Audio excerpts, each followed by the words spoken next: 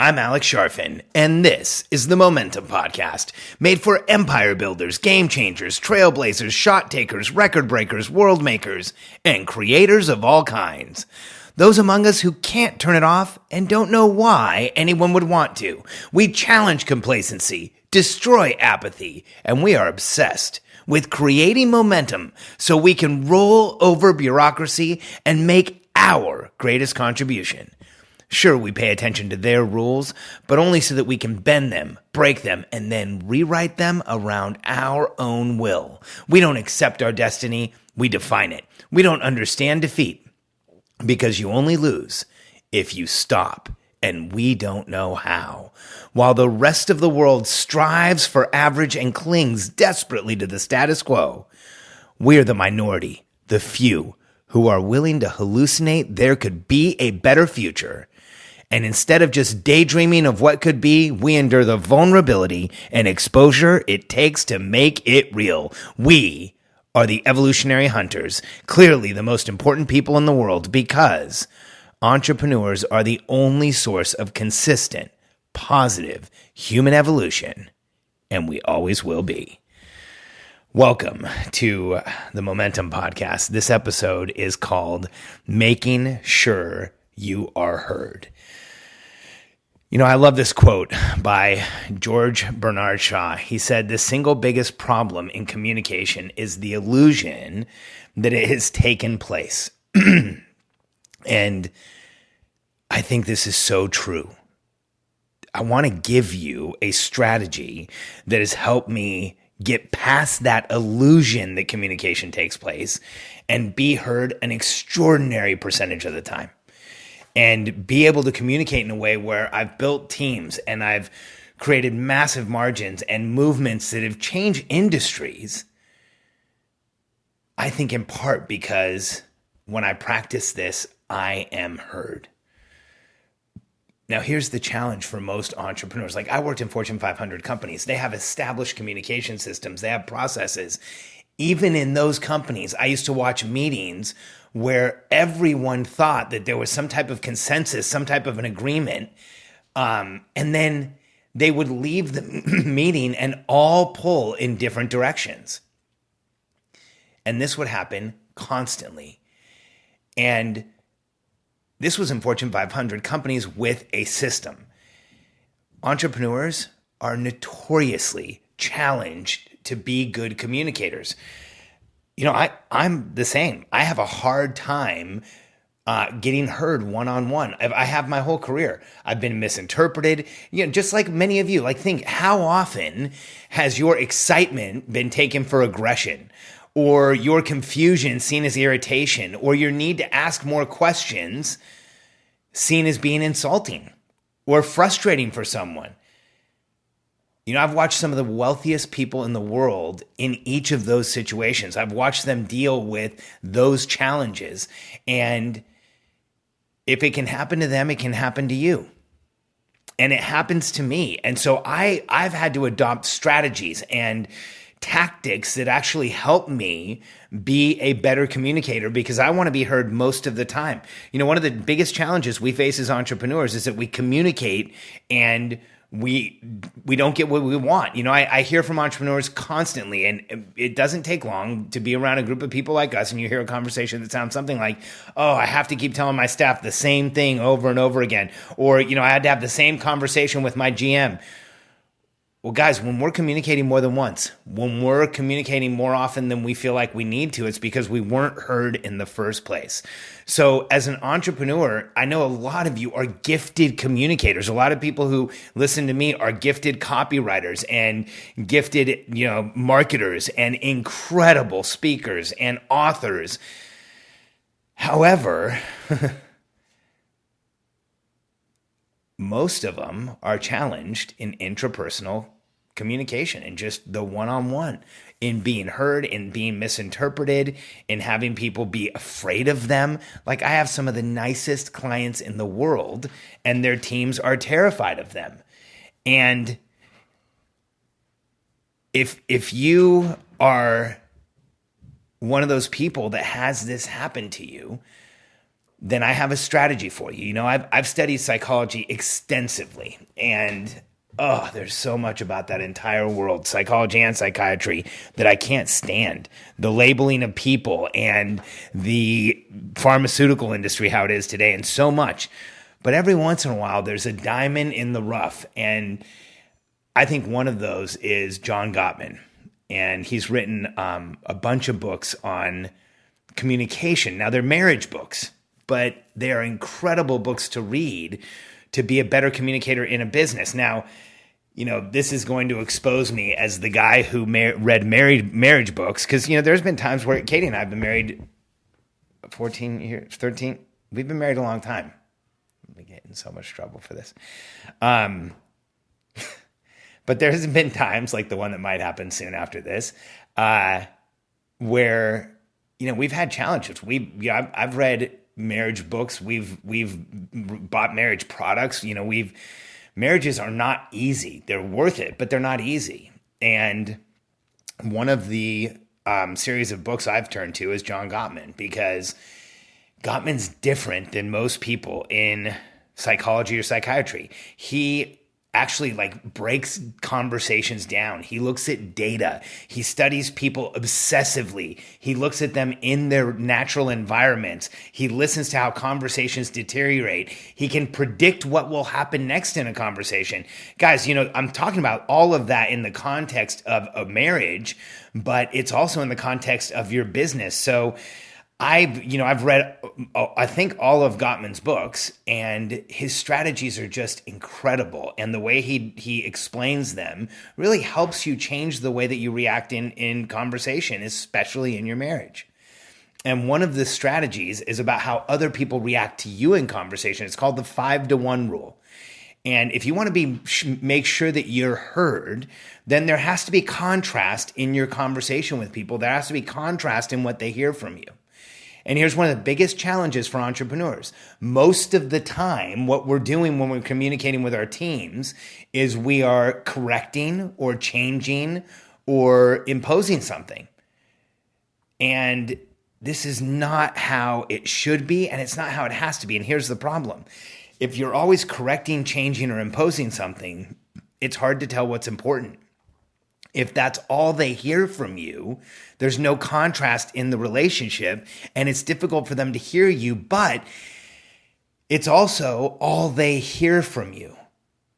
And when human beings just hear negative, now this is in a business or in a marriage, they tend to start feeling negatively about the relationship. It breaks down trust, and it makes things really hard because people don't hear you. And so in a marriage, it's 5 positive to 1 corrective comment. And I think in managing people and working on a team, it's 5 positive to 1 corrective or directive comment, because every time you tell someone to do something, it's a little bit corrective. And so if you do this in a business, it changes everything. I'll tell you a quick story about a client I had who was terrified of the 5-to-1 rule. I shared this in a conference in a small group seminar that I did in 2011 or 12. And one of our clients, a longtime client, was in the room, and I shared the 5-to-1 rule. I said, you have to have 5 positive for each corrective exchange, each time you direct or correct someone. And she said, oh my gosh, if you told them that much positive, they would stop trying. They'd stop working. They'd stop, trying to do anything. You're just telling them they're doing the right thing all the time. And that is like the saddest way to look at things, because it's us internalizing that if we tell somebody they're doing well, that they're going to stop. And that means that we've got the wrong people around us. And when she said that, I had to slow her down and walk her through the fact that what she was saying was that if she treated the people around her positively, it would have a negative result. And I had to explain to her that in my entire career, I had never seen people treat people more positively and get a negative result. It just doesn't happen. Now, I've seen people treat people positively and have the people quit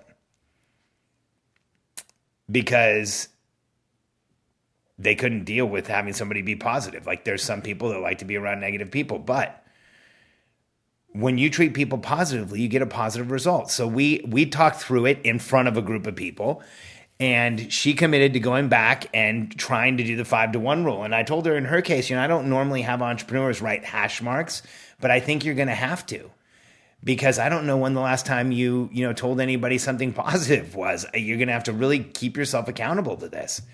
And she did. And she called us 3 days later and said, "You're not going to believe this, but my team just pulled me in a conference room and asked me if I was dying, because they didn't know why I was being so positive." And we said, "Are you doing the 5-to-1 rule?" And she said, "I think I'm doing about 2-to-1. And we just told her, like, hey, this is how it's going to feel. They've dealt with negative for a long time. They're probably shocked. Like, explain to them that we talked to you about communication and telling people what you liked along with what you wanted changed, so that they would understand what was really going on, and that you didn't want to be seen as somebody who was just negative." And she did. She went back to her team, explained it to them. She had kind of said something like that right when they asked her if she was dying. And then she called us to see how to handle it. And she just explained to him what was going on and how she felt about him, and that she didn't think negatively about him. But, let's be honest, what those things are childhood patterns that we have, where we didn't hear enough positive, or we didn't know how to communicate positive, or it wasn't given to us, or we don't know what it feels like to receive positive reinforcement, because in near 100% of cases, you get a more positive result. And when she went back to her team and communicated with them, and they understood what she was doing, and we worked with her on a lot of other things, in a communication structure and a cadence, like I talked about in the last podcast, and being more predictable with her team, and words didn't come from on high, and all the things that we work on with our private clients on. And her business more than doubled. And it was in real estate, in a territory where she already had most of the business. She was already a top agent. And it's just this small change in being heard. Now, if you want to see where this will affect, that's where it'll affect your business, like that type of, behavior with your team. And let me make it easy, because I want to tell you where it's going to change your life, is with your marriage and your kids. But for your business, here's what you should do. Find people doing the right thing, and let them know, hey, this is exactly what I want you to do. Thank you. This is what I'm expecting from you. Because when they hear that, they lean into the places that you highlight, and that's what you want. So find them doing the right thing, and then tell them about it. And set up places where you can get leveraged accolade. Like, you want people to hear what they're doing right in your company. We have a daily huddle, and we have a section called Who Got Caught Being Awesome. And we all share, like, who did something that was great. And that lets people be recognized. Like, I want them to hear that positive. And one of the things you should do if you have people working with you is get excited when they're excited. Excited people are in momentum. People in momentum create massive outcomes. If your team's excited, you get excited with them and figure out why they're excited, and lean in and be there with them, because it changes the way they look at you as an entrepreneur, and it changes that they'll actually start hearing you. Now, this is going to make you a ton of money if you have a team. And if you don't, this is going to be a game changer for you with the people that you do bring on, the contractors, the people who are helping you. If it's a family member, this may save the relationship with the family member.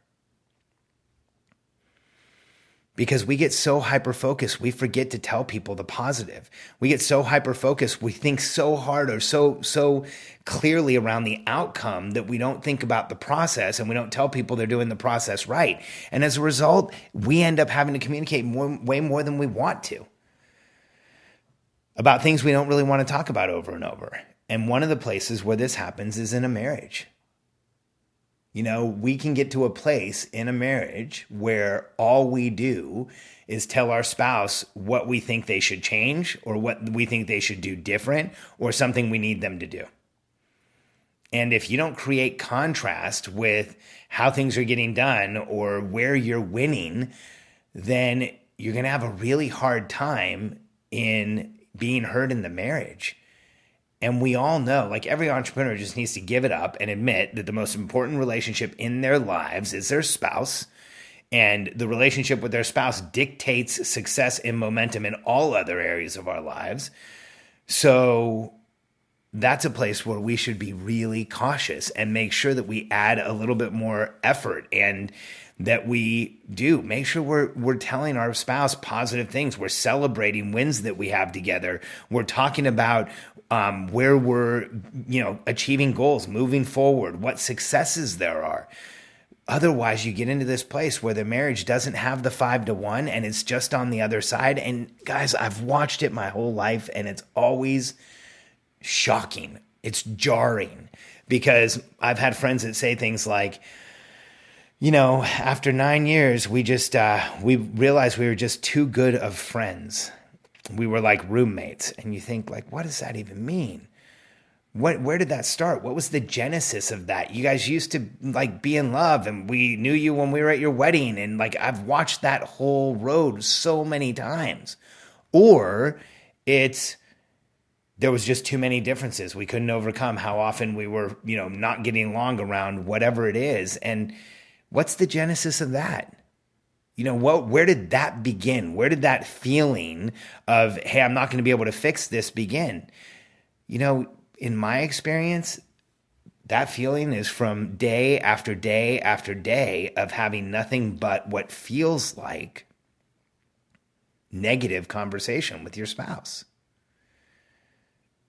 It's why, like we talk about spouses nagging, and how it's kind of like a comedy line in a lot of TV shows. And it's there's always a character that's like that. And it's because it happens, because it gets to the place where all our communication is negative. And one of the places, like if you just start focusing on improving the communication in your marriage, your business will get better. And apply the 5-to-1 rule. Tell your spouse what they're doing right. Celebrate wins with them. Let them know what's going right for you. Like, we don't do enough of this, and we have to offset positive with our spouse. And I was just going to say, the other place is with your kids. Man, this one's so important, because, I've watched, and you can go out to dinner and watch people talking to kids, and for an entire hour dinner, all they do is say corrective things to the kids.